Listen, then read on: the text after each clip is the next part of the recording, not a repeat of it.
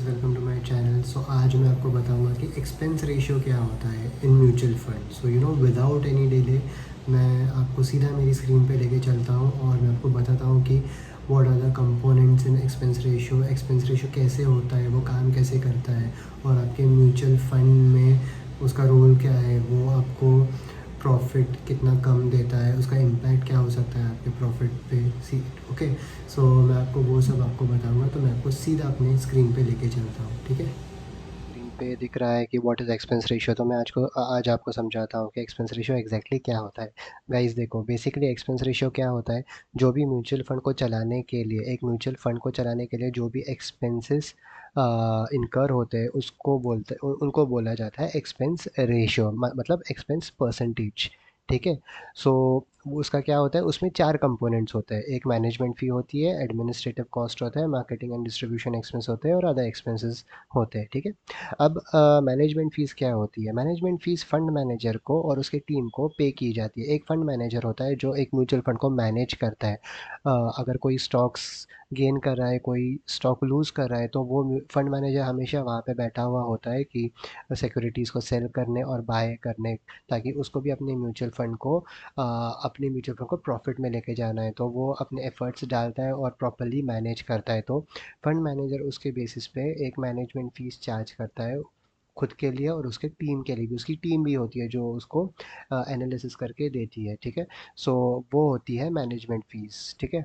फिर administrative cost क्या होता है। Administrative cost covers all the expenses like record keeping, customer service etcetera. अगर कोई भी फंड होता है तो उसका कस्टमर सर्विस डिपार्टमेंट भी होता है कि कितने इन्वेस्टर्स है, कितने इन्वेस्टर्स आ रहे हैं, कितने इन्वेस्टर जा रहे हैं, उनका रिकॉर्ड कीपिंग, उन्हें कितना इन्वेस्ट किया है, कितने यूनिट्स उनको दिए गए हैं, कितने यूनिट्स रिडीम हो रहे हैं, उनको पैसा कितना जा रहा है, ये सब आता है एडमिनिस्ट्रेटिव कॉस्ट में। तो इन इन सब का भी एक्सपेंसेस होता है। सो ये होता है एडमिनिस्ट्रेटिव कॉस्ट। तो ये जो भी डेली बेसिस पे record keeping, customer service etcetera, ये सब होता है, ये एडमिनिस्ट्रेटिव कॉस्ट में आता है। ठीक है। टिंग एंड डिस्ट्रीब्यूशन एक्सपेंसेस में। सो बेसिकली गाइज, अगर कोई एक म्यूचुअल फंड होता है तो उसके मार्केटिंग एक्सपेंसेस भी होती है। जो भी फंड हाउस होता है उनका प्रमोशन करता है कि ये हमारा म्यूचुअल फंड है, प्लीज़ इसमें इन्वेस्ट कीजिए। तो उसके भी चार्जेस वो इन्वेस्टर्स से लेते हैं। तो जो भी मार्केटिंग एंड डिस्ट्रीब्यूशन एक्सपेंसेस होते हैं वो वही होते हैं। अदर एक्सपेंसेस वो होते हैं जिसमें लीगल, ऑडिट और ऑपरेशनल कॉस्ट, जो भी day to day operational cost होता है, जो भी लीगल या ऑडिट रिक्वायरमेंट्स होती है, जैसे ऑडिटर को अपॉइंट कर लिया टू कंडक्ट एन ऑडिट, तो उसके वो अदर एक्सपेंसेस भी एक्सपेंस रेशियो में ऐड हो जाते हैं। अभी समझते हैं कि एक्सपेंस रेशियो का फॉर्मूला क्या है। एक्सपेंस रेशियो का फॉर्मूला है total annual expenses divided by average net asset. मैंने यहाँ पे एक एग्जांपल भी दिया हुआ है कि समझो for example the total annual expenses is $5 million. ठीक है। और एवरेज नेट एसेट है $100 मिलियन। नेट एसेट मतलब total asset minus total liability.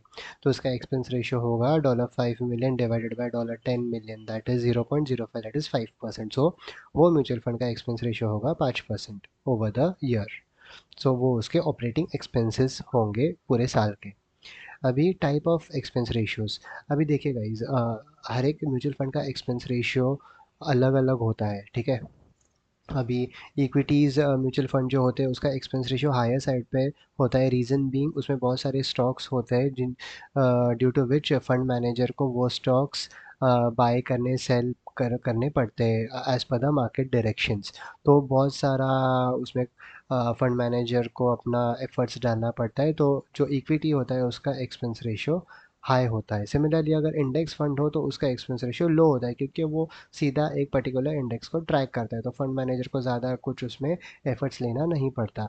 डेप्ट फंड में सिमिलरली वो फिक्स्ड इनकम इंस्ट्रूमेंट्स में इन्वेस्टमेंट होती है, तो फंड मैनेजर को ज़्यादा एफर्ट लेना नहीं पड़ता, तो एक्सपेंस रेशियो लेस होता है। तो मान के चलिए इक्विटी में हमेशा एक्सपेंस रेशियो ज़्यादा होता है। तो मुझे सिर्फ एक चीज़ आपको बताना है कि देखिए, ऐसे कोई म्यूचुअल फंड को जज मत कीजिए कि अगर एक म्यूचुअल फंड का एक्सपेंस रेशियो बहुत ज़्यादा है तो आपको प्रॉफिट कम होगा, या किसी का एक्सपेंस रेशियो कम है तो आपको प्रॉफिट ज़्यादा होगा, ऐसे नहीं होता है।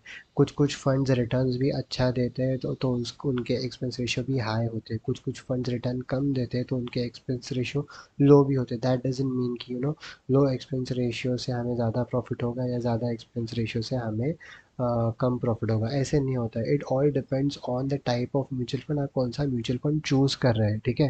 अगर वो म्यूचुअल फंड बहुत ही अच्छा प्रॉफिट दे रहा है तो अगर एक्सपेंस रेशियो 1 या 2% है तो कुछ फ़र्क नहीं पड़ता। और एक चीज़, ये एक्सपेंस रेशियो आपके डेली नैव से कट के जाता है, इतना हमेशा याद रखिए। ये एक्सपेंस रेशियो रोज का आपके डेली नैव से कट होता है। अगर नैव निकलता है, से फॉर एग्जांपल 100 रुपीज़, मतलब 100 rupee, 1 unit is equal to 100 rupees, अगर नैव निकलता है तो उसमें से अगर एक्सपेंस रेशियो 1% है तो वो 1% के हिसाब से, वो जो अगर 100 नैव है तो 1% के हिसाब से वो कट होके फिर उसका नैव पब्लिश होता है। तो ये केस में अगर 1% है और 100 उसका नैव है तो हुआ 1 रुपया, मतलब उसका नैव 100 से 99 रुपीज़ करके पब्लिश होगा, ठीक है। तो ऐसे चलता है ये एक्सपेंस रेशियो, और ये डेली बेसिस पे कैलकुलेट होता है, ठीक है। सो अगर आपको गाइस वीडियो अच्छा लगा होगा तो प्लीज़ लाइक कीजिए, सब्सक्राइब कीजिए, और अगर आपको और भी कोई इन्फॉर्मेशन चाहिए या आप चाहते हैं कि मैं किस पे वीडियो बनाऊँ, डिटेल वीडियो बनाऊँ, तो आप प्लीज़ कमेंट सेक्शन में डाल दीजिए, ठीक है। Thank you guys, bye.